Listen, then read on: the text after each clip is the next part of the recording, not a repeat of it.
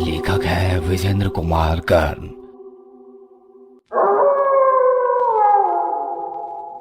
अमावस की वो काली रात अजीब सा सन्नाटा ओढ़े लेटी हुई थी।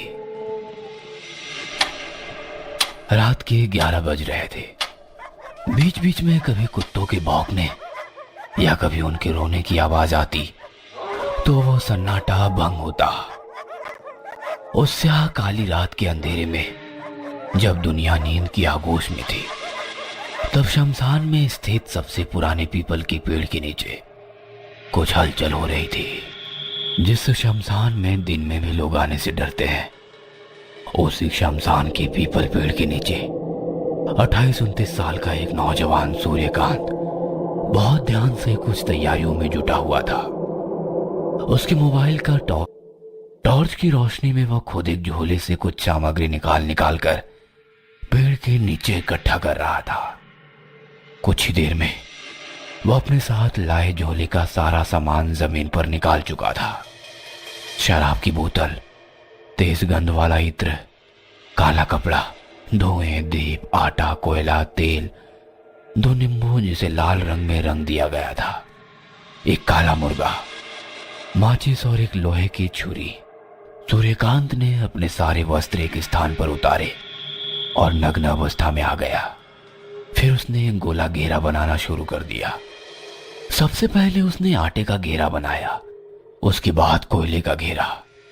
तीनों घेरे तैयार होने के बाद वो उस घेरे के अंदर पालथी मारकर बैठ गया। कुत्तों के रोने की आवाज अब बंद हो गई थी। हालांकि बीच बीच में झिंगुर की आवाज आती। पेड़ पर कुछ जुगनू मंडरा रहे थे।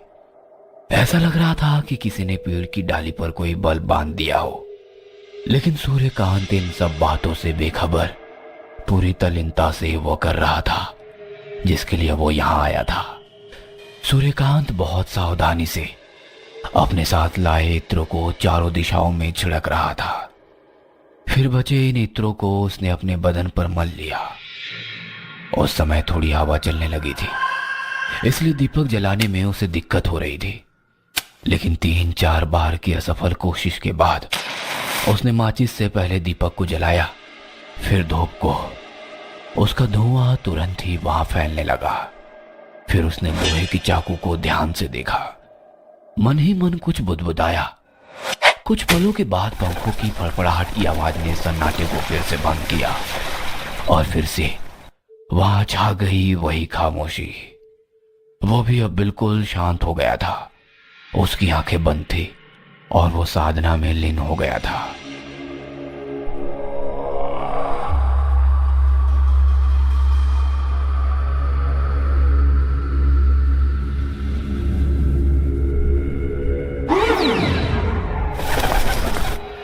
पिछले 1 सप्ताह से वो हर रात शमशान में आकर यही प्रक्रिया बार बार किए जा रहा था।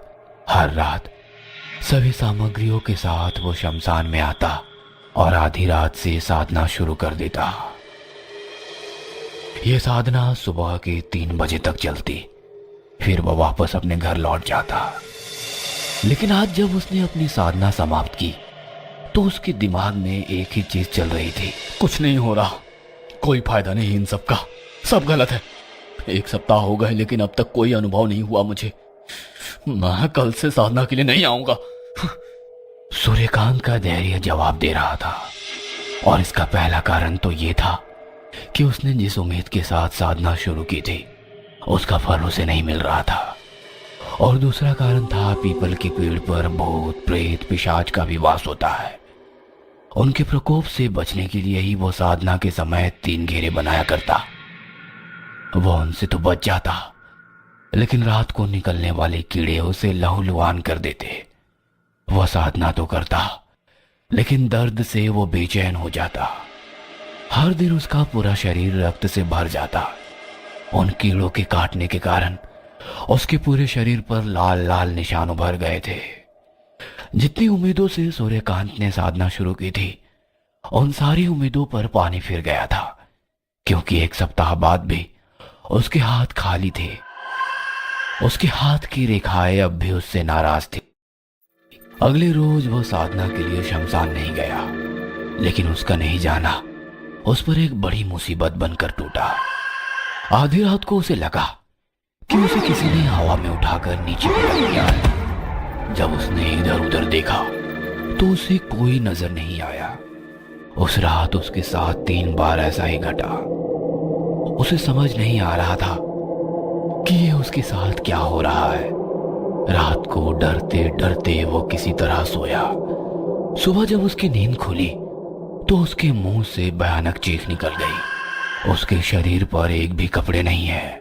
उसका पूरा शरीर फेसिंग वाले नुकीले दांतों से बंधा हुआ है, जिसके कारण उसके पूरे शरीर से खून निकल रहा है। साथ ही उसके घाव पर मक्खियां भिनभिना रही है। वह एक तरफ से मक्खियों को भगाता है तो मक्खियां दूसरी तरफ जाकर बैठ जाती। उसके शरीर से निकला खून धीरे धीरे जमीन पर इकट्ठा हो रहा था। उसके घाव पर मंडराने वाली मक्खियों ने अब अपना स्थान बदल लिया था और अब वो जमीन पर जमा खून पर भिनभिना रही थी। यह देखकर सूर्यकांत जोर से चीखता है, लेकिन ये क्या? चीख के बाद उसकी नजर अपने शरीर पर जाती है तो वह देखता है कि वो तो बिल्कुल ठीक है। ना तो उसका शरीर बंधा हुआ है और ना ही उसके शरीर से खून ही निकल रहा है। वह मक्खियां भी तो कहीं नजर नहीं आ रही थी। अगली रात भी उसके साथ वही हुआ, लेकिन इस रात का अनुभव पिछली रात से भी भयानक था। आधी रात के बाद उसे ऐसा लगा कि कोई स्त्री उसे लगातार घूरे जा रही है। उस स्त्री के मुंह से रक्त की बूंदें टपक रही है। मांस का एक टुकड़ा उस स्त्री के मुंह में है और जब सूर्यकांत की नजर अपने शरीर पर जाती है तो वो देखता है कि वह मांस का टुकड़ा उसी के शरीर से नोचा गया है, जिसके कारण खून की धार फूट पड़ी है। उसकी चादर उस खून से भीग गई है। दर्द और दहशत में आकर जब वो जोर से चिल्लाता है तो आसपास की सारी चीजें उसे फिर से सामान्य दिखाई देने लगती है।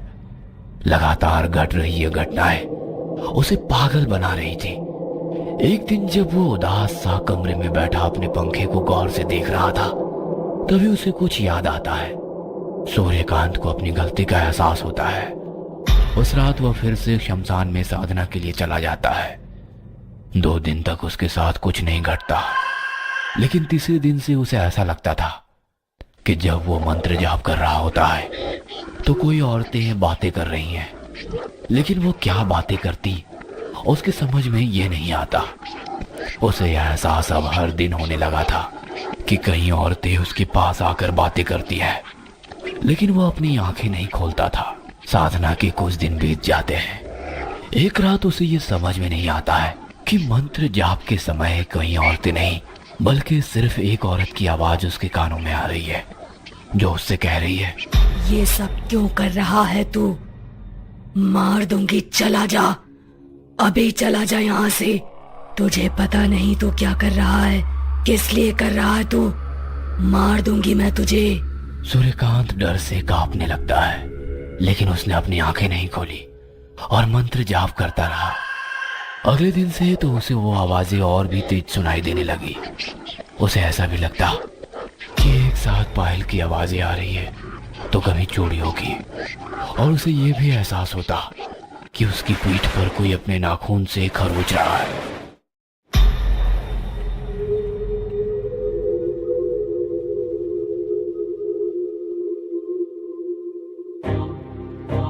कुछ महीने बाद अपने बड़े से बंगले में बैठा सूर्यकांत शून्य में ताके जा रहा था। उसके हाथ में सिगरेट थी। बीच बीच में वो उसका एक एक कश लगाता, फिर वो कहीं खो जाता। सब कुछ तो पा लिया है मैंने, यही चाहिए था ना मुझे, लेकिन फिर भी ये अशांति कैसी है मेरे मन में? क्यों ऐसा लगता है कि जेबें भरी है लेकिन अब भी मैं बिल्कुल खाली हूं? कुछ वैसा ही जैसे खालीपन कुछ महीने पहले था। इस कहानी के लेखक है विजेंद्र कुमार कर्ण।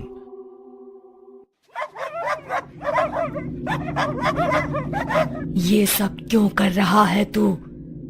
मार दूंगी, चला जा, अभी चला जा यहाँ से। तुझे पता नहीं तू क्या कर रहा है।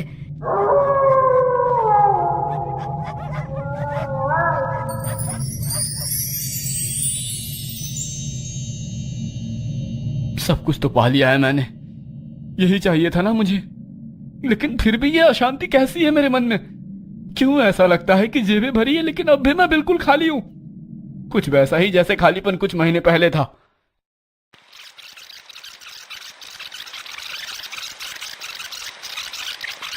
कुछ दिनों पहले की बात है। शहर की सबसे पुरानी लाइब्रेरी में रखी एक किताब पर सूर्यकांत की नजर गई। उस किताब के फ्रंट पेज पर बनी तस्वीर ने जैसे उसके ऊपर जादू कर दिया।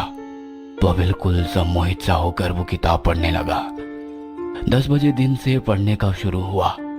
सिलसिला रात के 9 बजे तक चलता रहा। सूर्यकांत उस किताब में लिखी एक एक लाइन को जैसे जैसे पढ़ता जा रहा था, उस किताब के प्रति उसका आकर्षण बढ़ता जा रहा था। रात के 9 बज गए थे, इसलिए 2-3 और लोग ही उस समय लाइब्रेरी में थे। लाइब्रेरियन बाहर बाहर लाइब्रेरी की टिक टिक करती बड़ी सी पुरानी घड़ी को देख रहा था। उसका बस चलता तो वो खुद घड़ी के कांटों को अपने हाथों से बढ़ाकर 9:30 बजा देता, क्योंकि 9:30 बजे लाइब्रेरी के बंद होने का समय होता है। लाइब्रेरियन का घर यहाँ से बहुत दूर था और वो चाहता था कि जल्दी से जल्दी घर पहुंचे, क्योंकि आज उसकी शादी की सालगिरह थी। सूर्यकांत किताब में खोया हुआ था। तभी उसकी मोबाइल फोन की घंटी बजी। उसने फोन की ओर देखा तो उसमें लिखा आ रहा था नागपाल कॉलिंग। वह फोन की ओर देख रहा था और सोच रहा था कि फोन उठाए या ना उठाए। इतनी देर में लाइब्रेरी में जो भी लोग बैठे थे सभी उसकी ओर घूरने लगे। लाइब्रेरियन का मूड तो पहले से ही खराब था। उसने भी सूर्यकांत की ओर गुस्से से देखा और इशारे इशारे में उसने लाइब्रेरी के उस बोर्ड की तरफ उसे देखने को कहा, जिसमें लिखा था कि लाइब्रेरी में मोबाइल फोन को स्विच ऑफ रखें या साइलेंट मोड में। सूर्यकांत ने आंखों ही आंखों में उसे सॉरी कहा और फोन लेकर लाइब्रेरी के बाहर आ गया। फोन रिसीव करते ही नागपाल ने सूर्यकांत को हड़काते हुए कहा, हरामखोर, कॉल उठाने में इतनी देर क्यों कर दी? वो लाइब्रेरी में था भाई। भाई गया तेल लेने। ये बता पैसे कब दे रहा है तू? थोड़ी मोहलत और दे दो भाई, जल्दी पूरे पैसे चुका दूंगा। मोहलत सुनकर मेरे कान पक गए हैं। पैसे ब्याज पर लेकर अय्याशियां कर ली, अब पिछले 3 महीने से मोहलत कर रहा है तू। कान खोलकर सुन ले, नागपाल नाम है मेरा। पैसे देना जानता हूँ तो हलक में हाथ देकर पैसे निकालना भी मुझे आता है। थोड़ा समय और दे दो भाई, आपको ऐसा करने की नौबत नहीं आएगी। सूर्यकांत फोन पर गिड़गिड़ाने लगा। नागपाल ने 1 महीने का और समय दे तो दिया, लेकिन साथ ही यह धमकी भी दी कि 1 महीने बाद अगर उसके पैसे उसने वापस नहीं लौटाए तो उसके ऊपर वो तेजाब डाल देगा। नागपाल की क्रूरता के बारे में सूर्यकांत को बिल्कुल पता नहीं था। पिछले 3 महीने से वो अजीब से मेंटल ट्रॉमा की स्थिति से गुजर रहा था। एक पल तो उसका मन करता कि वो कहीं भाग जाए, लेकिन नताशा को छोड़कर वो कैसे भाग सकता था। नताशा सूर्यकांत की गर्लफ्रेंड थी और वह उसे अपनी जान से भी ज्यादा प्यार करता था। ये बात नागपाल जानता था, इसलिए उसके आदमी नताशा पर हमेशा नजर बनाकर रखे हुए थे। सूर्यकांत शहर के सबसे बड़े होटल में वेटर का काम करता था। हर दिन सैकड़ों अमीर लोग उस होटल में आते और अपना समय बिताते। वो उन अमीर लोगों की लाइफस्टाइल से बहुत प्रभावित था। उनकी लंबी लंबी और बड़ी बड़ी गाड़ियों के ख्वाब उसकी आंखों में बस गए थे। वह भी उनकी तरह ही अमीर होना चाहता था। 6 महीने पहले अमीर बनने की उसकी यह चाहत उसे शहर के सबसे बड़े जुए के अड्डे तक ले आई। उस दिन सूर्यकांत का शायद भाग्य भी प्रबल था, तभी तो जुए के अड्डे पर काट की सारी पत्तियां उसके फेवर में आ रही थी। जेब में लाए पैसे से 4 गुना कमाई करके वो अपने घर लौटा। उन पैसों से पहली बार उसने नताशा को एक महंगा गिफ्ट खरीद कर दिया। ओह माय गॉड, इतना महंगा नेकलेस! तुमसे महंगा नहीं है जान। तुम्हारी इसी अदा पर तो जान देने का मन करता है। I love you Suryakant. I love you too Natasha. I love you too. कमाई का यह शॉर्टकट उसे बेहद पसंद आया। हर हफ्ते वो जुए के उस अड्डे पर जाने लगा। उन दिनों उसकी किस्मत उसके साथ थी, इसलिए उसने 1 रुपए भी नहीं गंवाए और लगातार हो रही इन्हीं जीतों ने उसका मनोबल बढ़ा दिया। उसने अपनी नौकरी छोड़ दी। हालांकि उसने नताशा को कभी ये नहीं बताया कि उसने नौकरी क्यों छोड़ी। उसने सिर्फ ये बोला कि वो कोई बिजनेस कर रहा है। उसे एक तरफ से घमंड हो गया था कि ताश के पत्ते तो उसके गुलाम है, वह हर बाजी जीतेगा, लेकिन हर बार जुए में जीतना संभव तो नहीं था। एक बार हारने का जो सिलसिला शुरू हुआ तो वो अपनी सारी जमा पूंजी हार गया। तब उसने उधार लेकर जुआ खेलना शुरू कर दिया। पहले तो थोड़े पैसे उधार लिए, धीरे धीरे ये रकम 5 लाख पहुंच गई और उसी रकम की उगाही के लिए नागपाल उसे बार बार धमकी दे रहा था। नागपाल से बात कर सूर्यकांत लाइब्रेरी के अंदर गया। उसके माथे पर अब भी पसीना चमक रहा था, लेकिन पता नहीं क्यों एक संतोष भी उसके चेहरे पर दिख रहा था। अभी कुछ देर पहले तक वो जिस किताब में डूबा हुआ था, उसे लग रहा था कि वो किताब उसकी सारी परेशानियों को हल कर देगी। उसने वो किताब इशू करवा ली।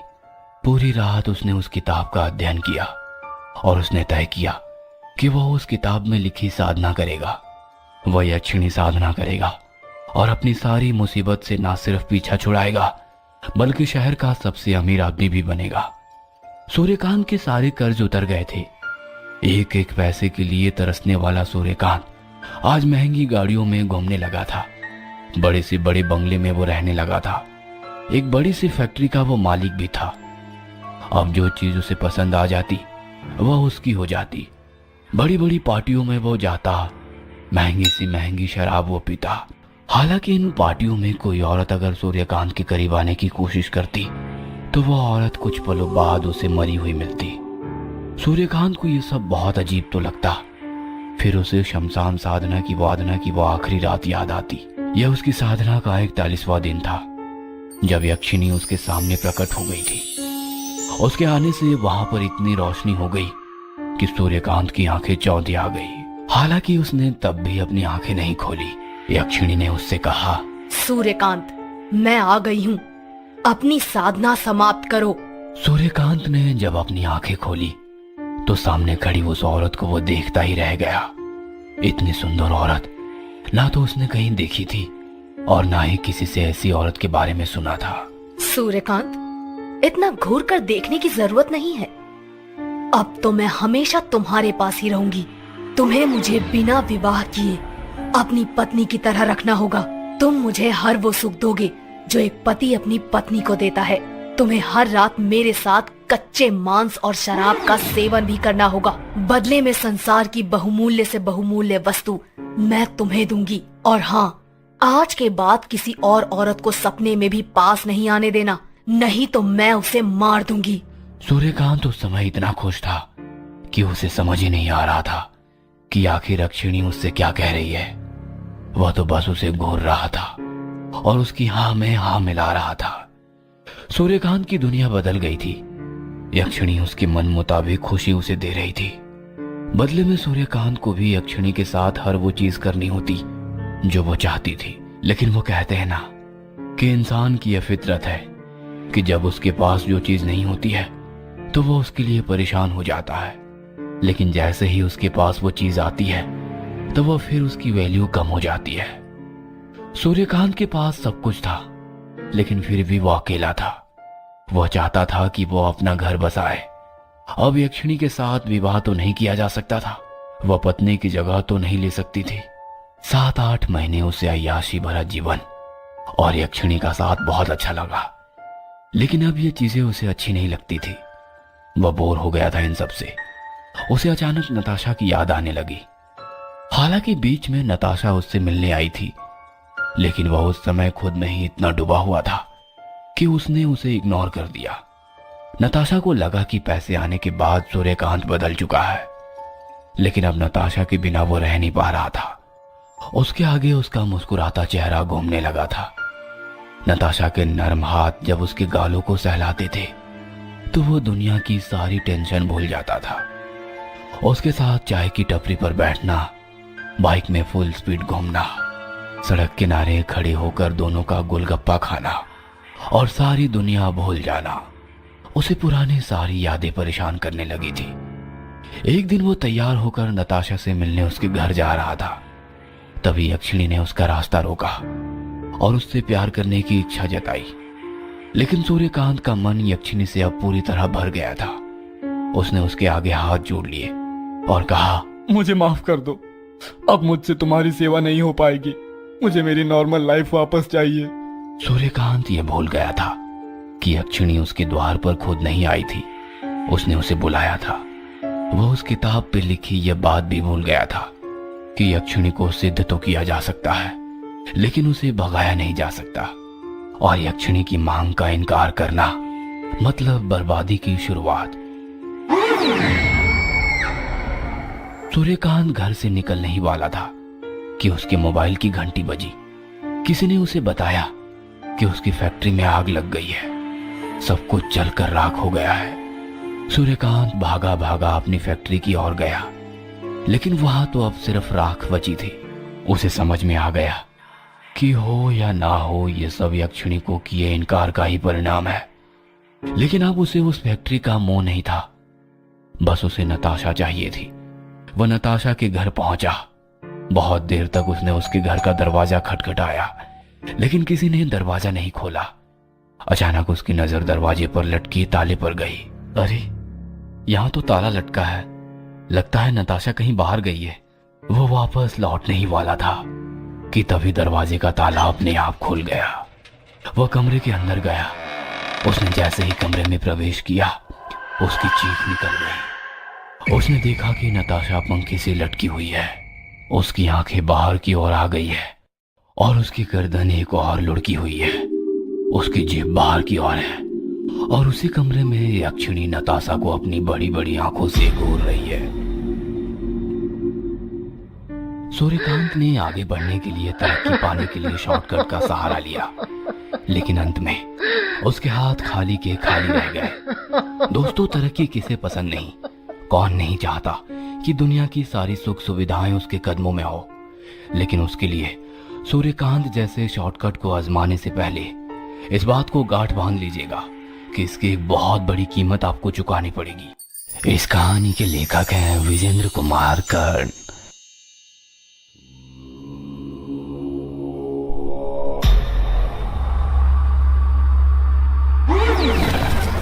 सूर्यकांत टूट गया था, सूर्यकांत बिखर गया था।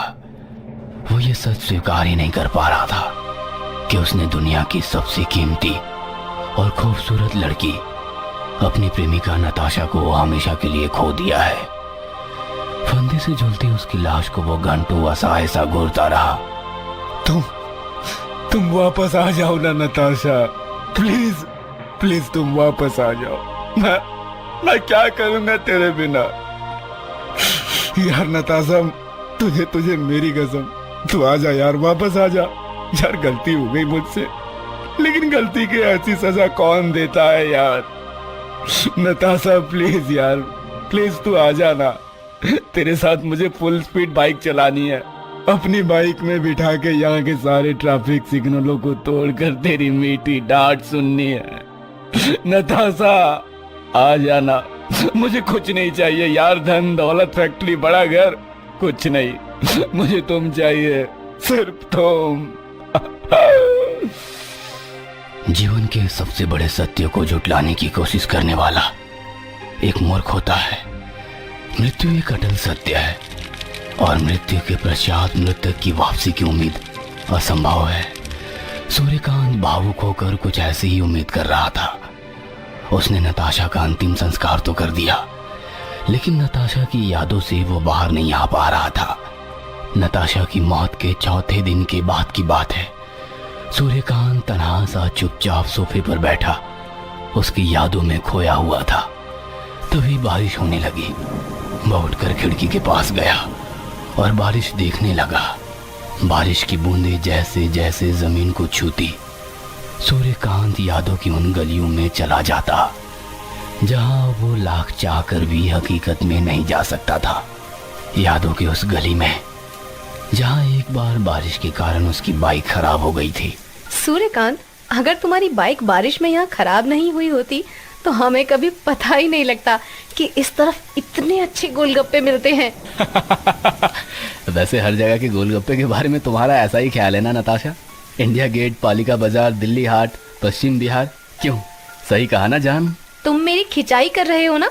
ठीक है, कर लो खिंचाई, but yes, I love golgappa. अरे पहले खा तो लो फिर बोलना।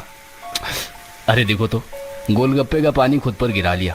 रुको, मैं रुमाल से साफ कर देता हूँ। तुम बिल्कुल मेरे पापा की तरह हो, वो भी ऐसे ही थे, कुछ ज्यादा ही स्वीट और केयरिंग। मैं बिल्कुल भी स्वीट नहीं हूँ। हाँ, तुम्हारी केयर तो करता हूँ। प्यार स्वीट तो होता है ना सूर्यकांत। पता नहीं जान, मेरे लिए प्यार स्वीट तो नहीं। तो फिर क्या? मेरे लिए तो प्यार इमली की चटनी है नताशा। इमली की चटनी?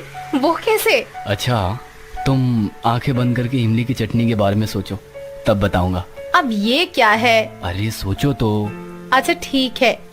अरे मेरा मुंह तो पानी से भर गया, खट्टा सा स्वाद भी आने लगा। यस माय लव, यही है प्यार।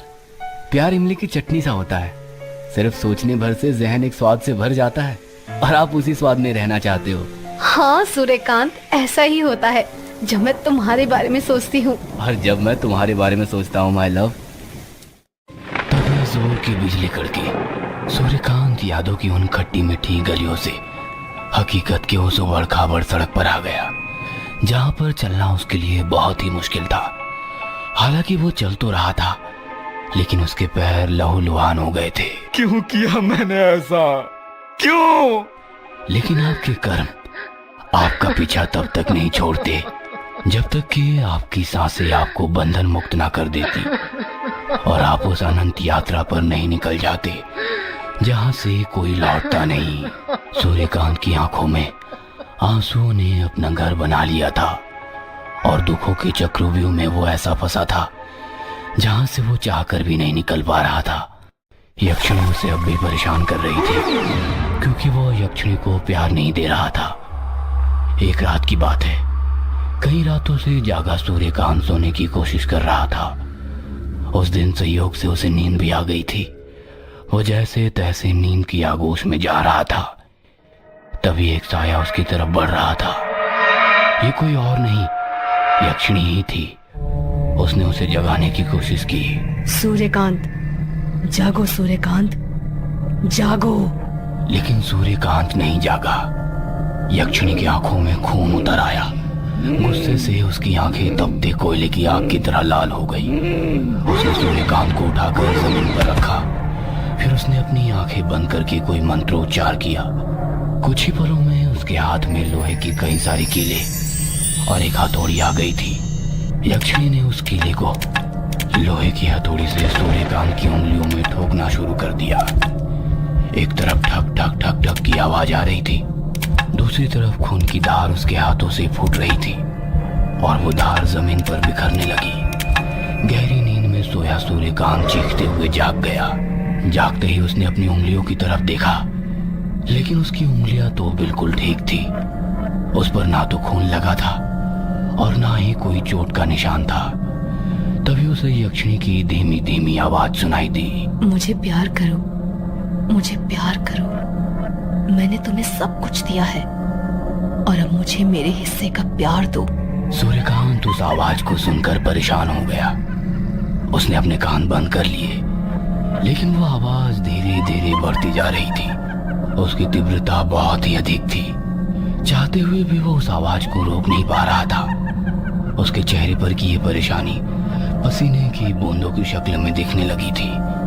वो वहां से भागना चाहता था। तभी उसे नताशा का शरीर पंखे से लटका हुआ फिर से दिखने लगा। उसे समझ नहीं आ रहा था कि ये कैसे हो गया। उसने तो उसका अंतिम संस्कार कर दिया है।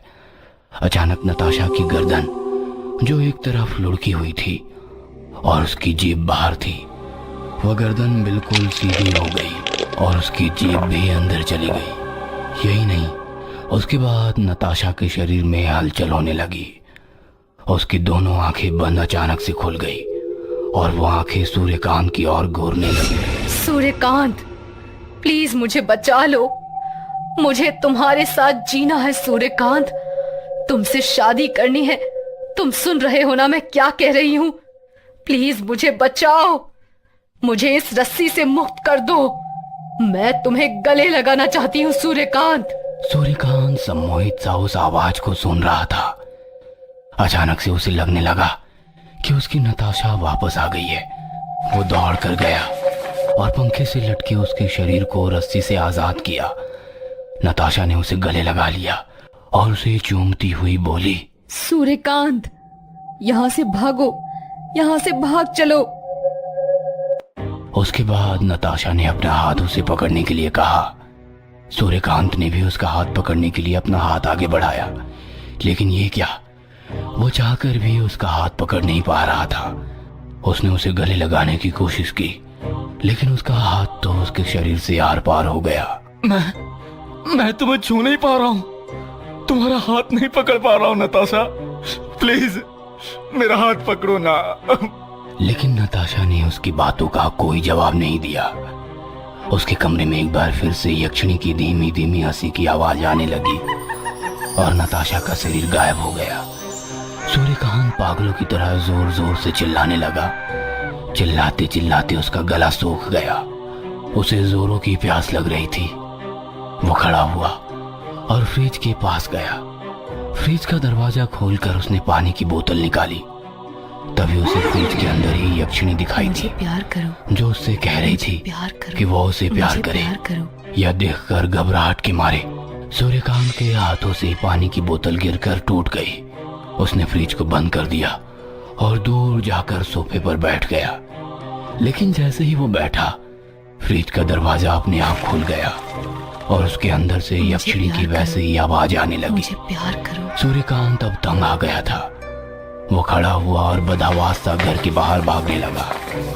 पूरी रात वो भागता रहा और भागते भागते उसी शमशान के बाहर वाली सड़क पर गिरकर बेहोश हो गया, जहां कभी उसने यक्षिणी की साधना की थी।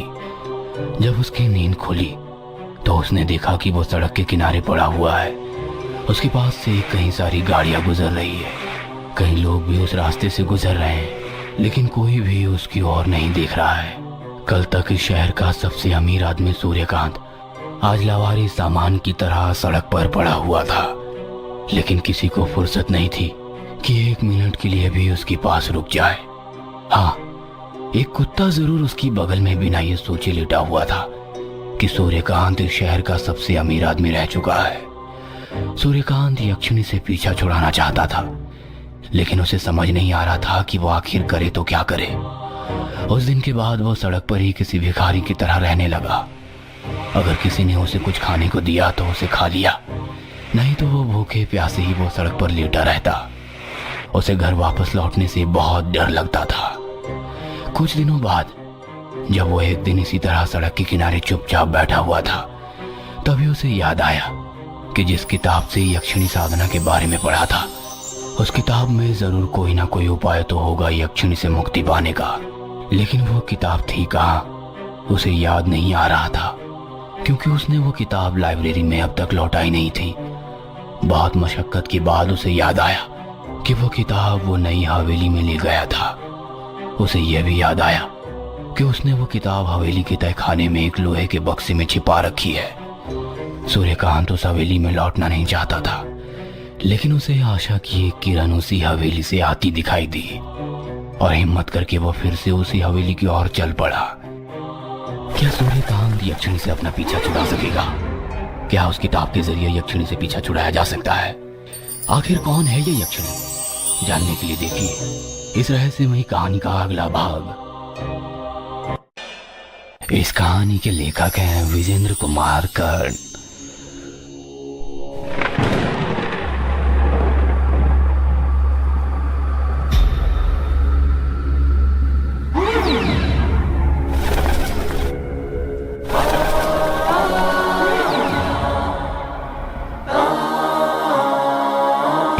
कि वो फिर से उसी हवेली की ओर चल पड़ा। उसने कांपते पैरों से अपने ही घर में प्रवेश किया और तहखाने की ओर बढ़ चला। धीरे धीरे सधे कदमों से वो तहखाने की ओर बढ़ता चला जा रहा था। उसके दिल की धड़कन बहुत तेज हो गई थी। उसे डर लग रहा था कि कहीं यक्षिणी वहां ना आ जाए। वो उस बक्से के पास पहुंच गया। उस पर ताला लगा हुआ था। उसे उस समय याद नहीं आ रहा था कि आखिर उसने उसकी चाबी कहाँ रखी है। चाबी कहाँ रख दी है मैंने इसकी? चाबी? उसे कुछ भी सूझ नहीं रहा था। तभी उसकी नजर तहखाने में रखे हथौड़े पर गई। उसने उसे उठाया और ताले पर हथौड़े से जोर जोर से मारने लगा। ताला ज्यादा मजबूत नहीं था, कुछ वार के बाद ही वह टूट गया। सूर्यकांत ने बक्से को खोला।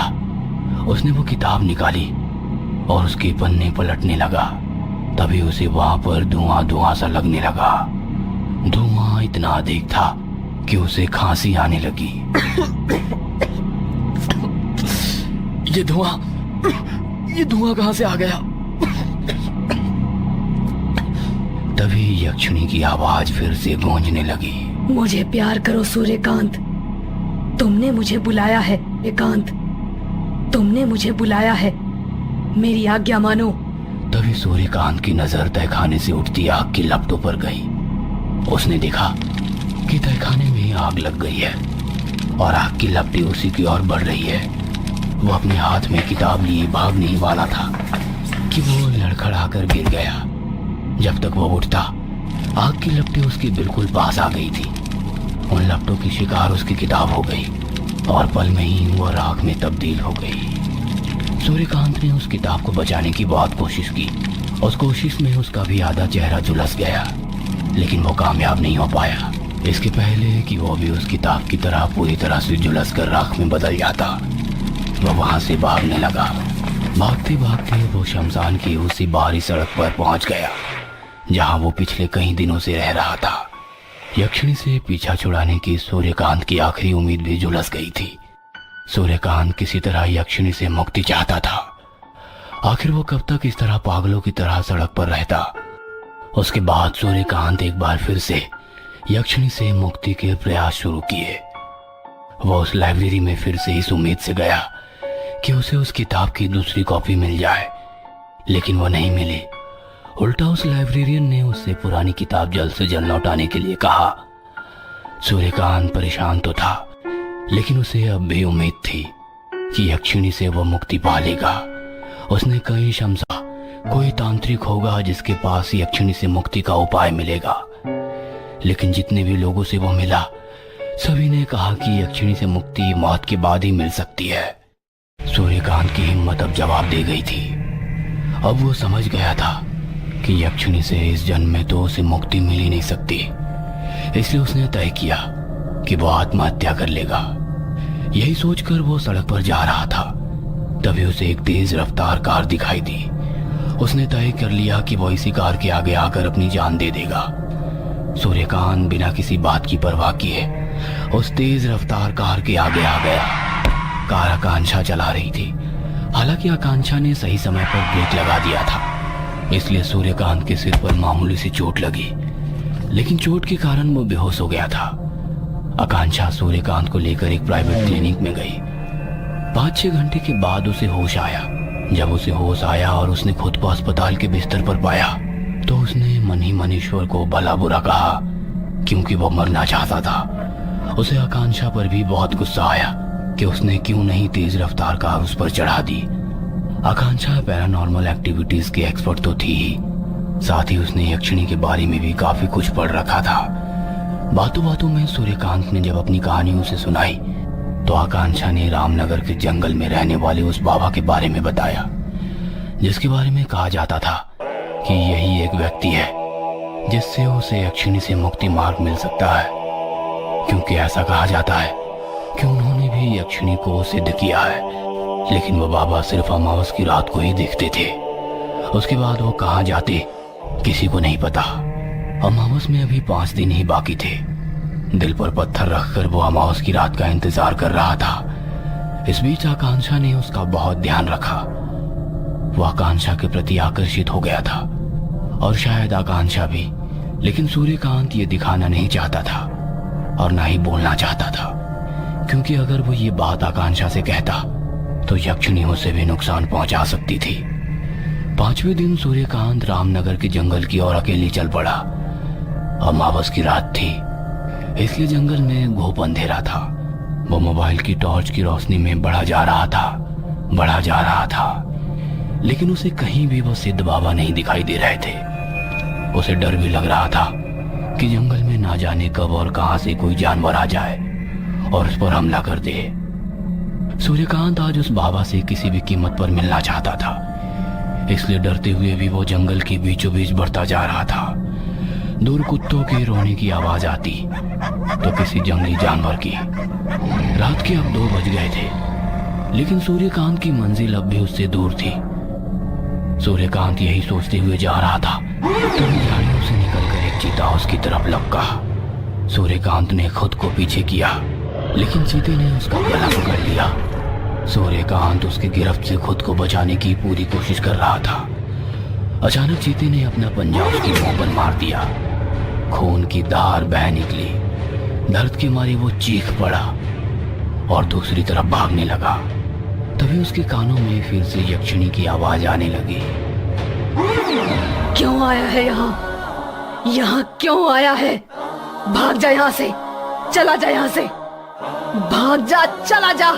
सूर्यकांत ने पीछे मुड़कर देखा तो वहां कोई चीता नहीं था और ना ही उसके चेहरे पर उसके पंजों द्वारा बना घाव। सूर्यकांत एक पेड़ के नीचे बैठकर रोने लगा। तभी दूर उसे कुछ रोशनी दिखाई दी।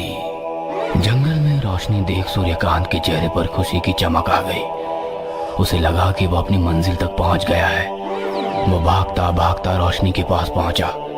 सिद्ध बाबा वहीं थे और अपनी आंखें बंद करके ध्यान में बैठे हुए थे। सूर्यकांत उनके पैरों के पास गिर गया और जोर जोर से रोने लगा।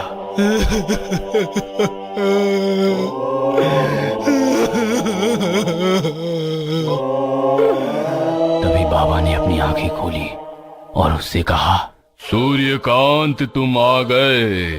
सूर्यकांत ने आश्चर्यचकित होकर बाबा की ओर देखा। उसका मन कर रहा था कि वो बाबा के गले लगकर खूब रोए। बाबा उसके मनोभाव को समझते थे। तुमसे गलती हुई है सूर्यकांत, बहुत भारी गलती। तुमने यक्षिणी तो सिद्ध कर ली, लेकिन तुम्हें यक्षिणी के बारे में कुछ नहीं पता था कि इसे किस रूप में सिद्ध करते हैं। तुमने अपने स्वार्थ के लिए एक किताब को पढ़कर इसे सिद्ध तो कर लिया, बिना ये जाने कि ये शक्ति है क्या। तंत्र मंत्र की दुनिया बहुत ही रहस्यमय और विचित्र होती है।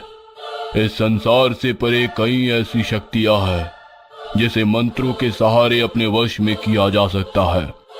ये शक्तियां पल में ही दुर्लभ से दुर्लभ वस्तु भी हमारे पैरों में लाकर रख सकती है। हमारी पौराणिक कथाएं और धार्मिक ग्रंथ इस बात का सबसे बड़ा उदाहरण है कि इन शक्तियों को वश में करके असंभव से असंभव काम भी संभव बनाए गए हैं। दानवों ने इन्हीं मंत्रों के सहारे तो ऐसे ऐसे कार्य किए जिससे कई बार देवताओं तक का अस्तित्व संकट में आ गया।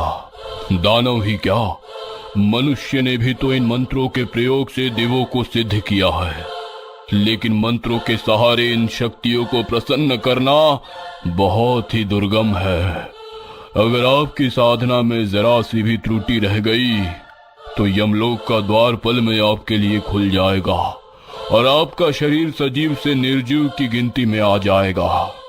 यक्षिणी हमारे जैसे ही इस पृथ्वी लोक में आम इंसानों के बीच में ही रहती है, लेकिन आप और हम इसे देख नहीं सकते हैं, क्योंकि बिना साधना की शक्ति के हमारी भौतिक आंखों से इन्हें नहीं देखा जा सकता है। पीपल का पेड़ इनका निवास स्थान होता है। सात्विक सामग्री से यक्षिणी साधना कठिन है। बिना तामसिक वस्तुओं के प्रयोग के यक्षिणी को प्रसन्न नहीं किया जा सकता है, और अगर एक बार ये सिद्ध हो गई तो फिर रातों रात किस्मत के काले अंधेरे में समृद्धि की चकाचौंध रोशनी आ जाती है। लेकिन हमें बिना गुरु के यक्षिणी की साधना कभी नहीं करनी चाहिए। यक्षिणी के साधना के वक्त हमें उन्हें माता के रूप में प्राप्त करने का संकल्प लेना चाहिए। सूर्यकांत ने यक्षिणी को पत्नी या प्रेमिका के रूप में संकल्प लेकर साधना की थी। इसके बाद सिद्ध बाबा ने कहा, सूर्यकांत, एक बार फिर से तुम्हें यक्षिणी की साधना करनी होगी, लेकिन इस बार तुम्हें माता के रूप में उनका आह्वान करना होगा। अगर वो प्रसन्न हो जाती है तो तुम जो इच्छा उनसे कहोगे वो इच्छा वो पूरी कर देंगी। और हाँ, माँ रूप में सिद्ध यक्षिणी आशीर्वाद देकर वापस लौट जाती हैं, लेकिन दूसरी साधना की राह में प्रेमिका रूप में सिद्ध यक्षिणी बहुत कांटे बोएगी। वो चाहेगी कि वो किसी तरह तुम्हारी साधना सफल ना होने दे, वो बहुत सारे हथकंडे अपनाएगी, लेकिन तुम्हें बिल्कुल ही दृढ़ निश्चय के साथ साधना करनी होगी। सूर्यकांत एक बार फिर से यक्षिणी साधना करने के लिए पीपल के पेड़ के नीचे बैठ गया। इस बार उसने बाबा द्वारा दिए गए रक्षा मंत्र का घेरा अपने चारों ओर बनाया और 2 काले मुर्गे की बलि के साथ साधना शुरू कर दी। लेकिन सूर्यकांत की राह आसान नहीं थी, क्योंकि यक्षिणी उसकी साधना में विघ्न डालने के लिए तैयार खड़ी थी। यक्षिणी की शक्ति बहुत ही तीव्र होती है। अपनी शक्ति के इस्तेमाल से वो सूर्यकांत को परेशान करने लगी। कभी उसे लगता कि उसके कानों के पास कोई जोर जोर से घंटा बजा रहा है। उसकी आवाज से सूर्यकांत के कानों से खून तक निकलने लगता, लेकिन वो अपनी साधना से पीछे नहीं हटता। कभी उसे लगता कि यक्षिणी अपने दांत उसकी छाती में गड़ा रही है और जोर जोर से चिल्लाती हुई उसके आसपास घूम रही है। सूर्यकांत की साधना को 10 दिन हो गए थे। इन 10 दिनों में यक्षिणी ने हर संभव कोशिश की कि उसकी साधना को तोड़ दे, लेकिन वो नहीं कर सकी। 15वें दिन यक्षिणी ने अपने सबसे अचूक अस्त्र का इस्तेमाल किया, जिसके बारे में सिद्ध बाबा ने उसे पहले ही बताया था। सूर्यकांत जहां तपस्या कर रहा था, यक्षिणी उसी के बगल में लेट गई और उसके शरीर पर हाथ फिराते हुए सहवास की इच्छा जताई। सूर्यकांत उस घड़ी में कमजोर पड़ रहा था, लेकिन तभी उसे नताशा का फांसी पर झूलता शरीर दिखा। सूर्यकांत ने अपने मन को स्थिर किया और मां के रूप में यक्षिणी का ध्यान करने लगा। प्रेमिका यक्षिणी इस बात से बहुत क्रोधित हो गई और जोर जोर से चिल्लाती हुई पीपल के पेड़ पर चढ़ गई और सूर्यकांत को घूरने लगी। यही नहीं, वो कभी पेड़ के ऊपर से सूर्यकांत के ऊपर कूद जाती तो कभी छोटे छोटे कीड़े उसके शरीर पर रख देती। वो कीड़े सूर्यकांत का खून पीने लगते। 41वें दिन माता के रूप में यक्षिणी प्रकट हुई और उसे कुछ मांगने के लिए कहा। सूर्यकांत ने यक्षिणी से खुद की मुक्ति की बात कही। मां रूपी यक्षिणी ने उसकी इच्छा पूरी की और उसे आशीर्वाद देकर वापस लौट गई।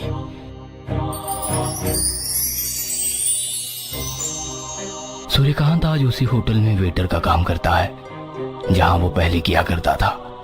उसका जीवन आज पूरी तरह बदल गया है। लालच और शॉर्टकट से किसी चीज को पाने की चाह से वो आज कोसों दूर हो गया है। हाँ, उसके जीवन में एक बहुत बड़ा बदलाव और आया है। वो ये है आकांक्षा से उसकी शादी। आज दोनों बहुत खुश है। सूर्यकांत ने बिना समझे बुझे भयानक साधना की थी, जिसका खामियाजा उसे भुगतना पड़ा था। दोस्तों, कोई भी तांत्रिक साधना बिना गुरु के ना करें, खासकर यक्षिणी साधना, क्योंकि सूर्यकांत तो बच गया, लेकिन